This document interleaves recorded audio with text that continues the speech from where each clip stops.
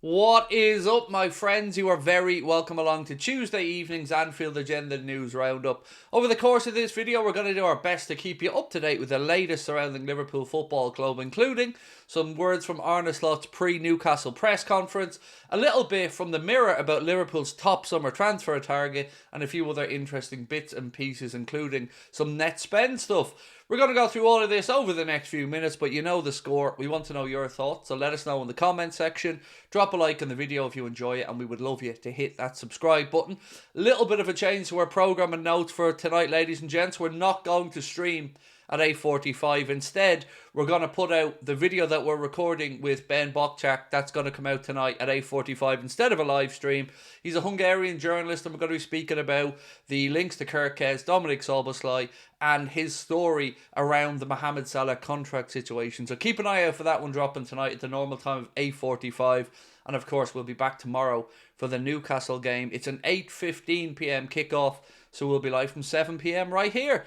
Okay, folks, that's the intro done. Let's get straight into the news.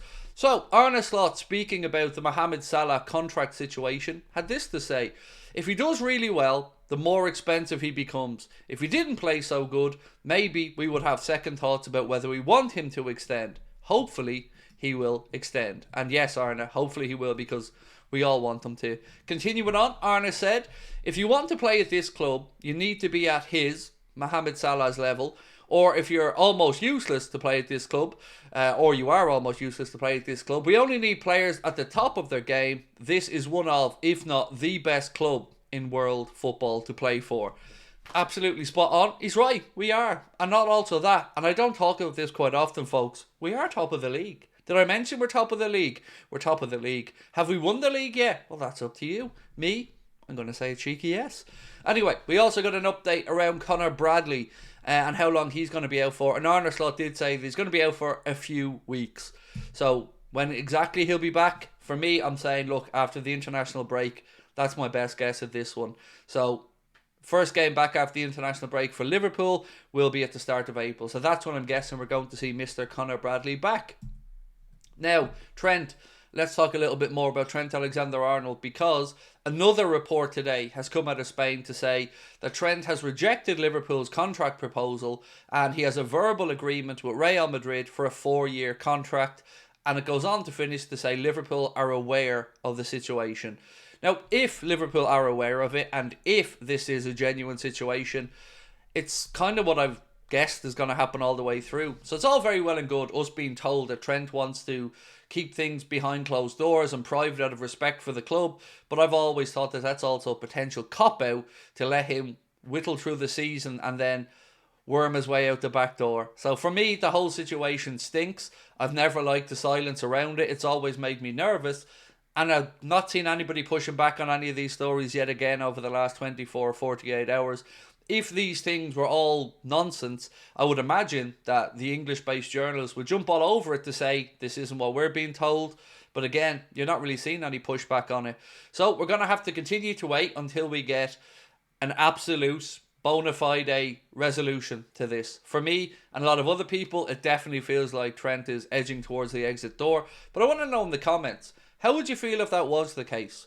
Because I've always said that him staying silent, it can work two ways. It can be that, yes, you're being respectful to the club, but it can also be that you just don't want to front up and face the music and be honest about what's happening.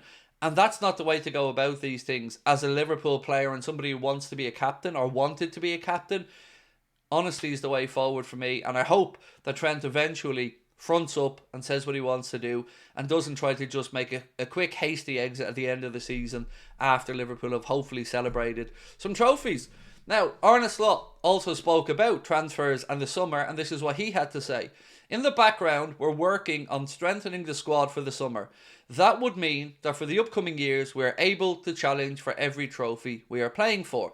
That's been a line that's been very consistent from Arne Slot over his last few press conferences or interviews. That specific line, the transfer business will mean that we are able to challenge for every trophy we are playing for years to come. That's hopefully good news around what's going to come in the summer. And keeping that in mind, the Mirror have put out a story to say Liverpool want to sign Alexander ISAK this summer. Now, so far, we're all on board with that one, right? happy days. Liverpool want to sign ISAK this summer. Let's hope we can get it done. But then comes the potential dagger in this deal. Newcastle will demand, and they've used euro here, so 180 million euro, which is in and around 150 million pound. Would I be happy if Liverpool paid it? Of course. Do I think that Liverpool will pay it? I wouldn't be holding my breath on that number. Now, of course, we will sell Darwin Núñez and that will recoup some of the money, but it would still be a massive investment. But if the news that's come out over the last 24, 48 hours about Liverpool being willing to go big again, like they did with Alisson Becker and Virgil van Dijk, great. ISAK would probably be top of every single Liverpool fan's wish list for a striker this summer, followed probably by the likes of Cunha and Sesko. Gyökeres has been a name a few have mentioned, even though he won't be joining.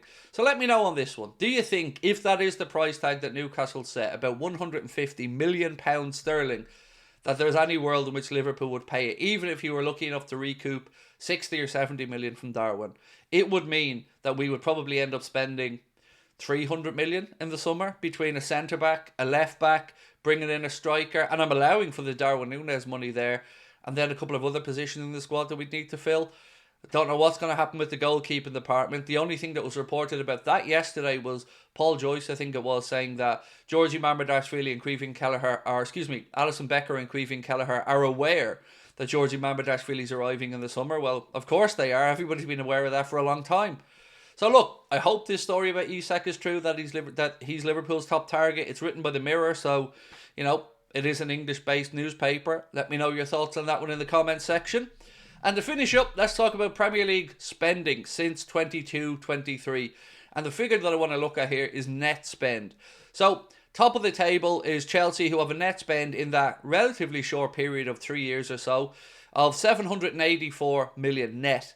Then comes Manchester United with 472 million spent. Spurs, 347 million. Arsenal, 288 million. Forest, 281 million. And then you have to go down to about 10th place on the list to find Liverpool, who in that time have spent £171.9 million net since 22-23. So in the 3 year period, Liverpool spending about 171 million net compared to 784 of Chelsea, Manchester United's 470, Spurs 347 and Arsenal's 288. So imagine what we could do with proper spending and proper investment, which hopefully we get to see this summer. And you don't want to see another net spending table where Liverpool are that far down. We need to start moving up that table to keep in line with moving up the Premier League table because, and I don't really like to talk about this, we're top of the Premier League, ladies and gents. So I will see you guys tomorrow for the Newcastle game, but do keep an eye out for that video coming out later on about Kirkhead, Szoboszlai and lots of other things.